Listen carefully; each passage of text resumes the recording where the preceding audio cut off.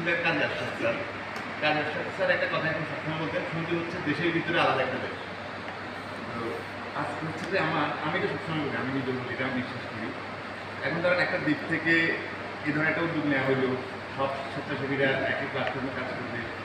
আর সেই উদ্যোগে টাকা দিচ্ছে কারা কারা, দেখা গেল যে প্রবাসীরা টাকা দিচ্ছে, কর্পোরেটরা টাকা দিচ্ছে, ব্যবসায়ীরা কাপড় দিচ্ছে, মানে সব শ্রেণী পেশার লোকজন একটা জায়গায় আসছে।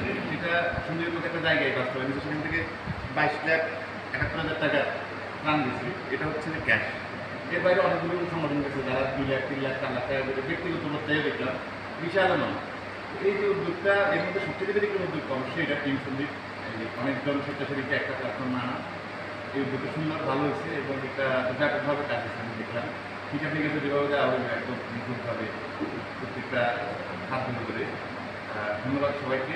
এটা নিয়ে আসলে ভালো বলা ছাড়া কোনো ইয়ে নাই। আর আমার হচ্ছে যে আমি ব্যক্তিগত হিসাব নিকাশ খুব কম বুঝি, আমি হিসাব নিকাশ দেখিও কম, দিয়েও কম।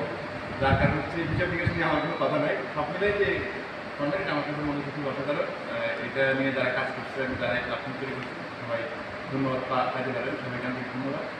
আরেকটা বিষয় হচ্ছে যে স্যার যেটা বলেন, আমি বিষয়টা যোগ করবো। আমি যখন খুব ছোটো তখন আমি একজনের একটা পোস্টার করছি, একজন মানে আমার মামা পোস্টারই। আমি ল্যাংদারা খুব অনুপ্রাণিত। উনি হচ্ছে ওনার পোস্টারে সেই সময় 2001 সালে, ওনার নির্বাচন 3 সালে, ওনার নির্বাচনী পোস্টারে শুধু একটা লাইন ছিল, আপনাদের মান সম্মান রক্ষা এবং সুবিচার প্রতিষ্ঠার অঙ্গীকার করছে। ওই সময়ই একটা পোস্টারে শুধু একটা লাইন, এবং আমি মাকসুদুর রহমান খানি আনারস থেকে আপনাদের রায় করতে হবে, সেখানে সর্বস্তরের জনগণ সেই সব কথা ছিল না। এগুলো নিয়ে সমালোচনা শুরু হয়েছে 2010-11 পরে, যে একটা লোকের পক্ষে কেন সমস্তরের জনগণ ভোট চাই, আসলে তো চাই না, সে দেখে দেখে। তো এটা আমার কাছে আমার দেখা বেস্ট এবার স্মার্ট পোস্টার, নির্বাচন পোস্টার। সেখানে একটা ইন্ডিকেট ছিল আপনাদের মান সম্মান রক্ষা এবং সুবিচার প্রতিষ্ঠার অঙ্গীকার। তো আমি অনেক খোঁজ করছি এই লাইন করতে থেকে আসছি, অনেক খোঁজ করার পরে এটা আমি পাচ্ছি। এই লাইনটা আসছে মাস্টার সাধারণ বিয়ের পোস্টার থেকে।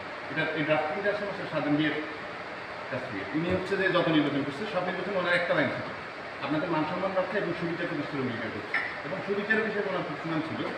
2009 সালে উনি একটা ঘোষণা দিয়েছিল, আমাদের ক্ষমতা আসার পরপরই আপনার সহ অবস্থান, রাজনৈতিক সহ অবস্থান। আমাদের সন্দীপের যে পলিসিটা ছিল, একটা দল ক্ষমতায় আসবে, অন্য দল চলে আসবে রাতারাতি, এটা যেন বন্ধ করা হয় এবং স্ট্রিক্টলি এটা মেনটেন করা হয়েছিল। একটা লোকও বাড়ি থেকে আসবে। আমার খেয়াল আছে 2009 সালে যেদিন আমাদের ক্ষমতা আসলো, ওই রাতে আমার আমাদের বাড়িতে বসে বসে পড়া হচ্ছিল। 2001 সালে কার বাড়িতে হামলা হয়েছে, কোথায় কোথায় পার হামলা হলো ছেলেপেলেরাই। তো আমার মামা রাতে 9:30-10টার দিকে আসছে, বলছে মাসে সাজান দিয়ে সহ অবস্থানের ঘোষণা দিচ্ছে, কারো বাড়িতে কোনো হামলা করবে না, কোথাও কোনো প্রতিশোধ হবে না। এটা নিয়ে তাৎক্ষণিক প্রতিক্রিয়া শুরু করে নিবে, কিন্তু এটা খুব শক্তভাবে কন্ট্রোল করা হয়েছে। এটা নিয়ে পরে 5-7-10 বছর আমাদের অনেক নেতা সভা সিনিয়রে চিলে চিলে বক্তব্য দিচ্ছে যে আমরা সহ অবস্থানের নামে সহ অবস্থানের ঘোষণা দিচ্ছি। মানে অনেক নেতা এটা মানতে চাই না, কিন্তু মানতে বাধ্য হয়েছে। কিছু কিছু ঘটনা করছে ব্যক্তিগত মধ্যে, একটু ছোটোখাটো, অত সিভিয়ার না। এইবারও সঙ্গীত কম্পারেটিভলি তার একটা প্রভাব করছে, শান্ত অনেক। বাট যে অঙ্কে শান্ত হওয়ার কথা ছিল, সেই অঙ্কে শান্ত হয়। এই ব্যাপারটার ক্ষেত্রে হচ্ছে আমাদের কিন্তু অনেকেই এখন বলছে যে অমুক কই তমুক কই, হ্যাঁ, এই হিসেবটা আমাদের, আমি একটা রিকোয়েস্ট করবো যে আমাদের সচেতন বা আমাদের যারা একটু পড়াশোনা করে, একটু সরাসরি পলিটিক্স দ্বারা আমি নিজে করছি, কিন্তু আমি পলিটিক্যালি কোনো ছাত্রের সাথে জড়িত ছিলাম না। এই ধরনের যারা আছে তাদের কাছেই দাবিটা থাকবে যে যতটুকু সম্ভব এই ব্যাপারটা ম্যানেজ করা।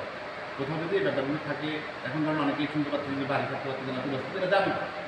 এই ব্যাপারটা যদি ম্যানেজ করা যায়, এই সার্ভিসটা বলতে এই প্ল্যাটফর্ম নিয়ে কথা হবে, হতে পারে, যদি হয় এই উদ্যোগটা নিয়ে কথা বলবেন। ধন্যবাদ।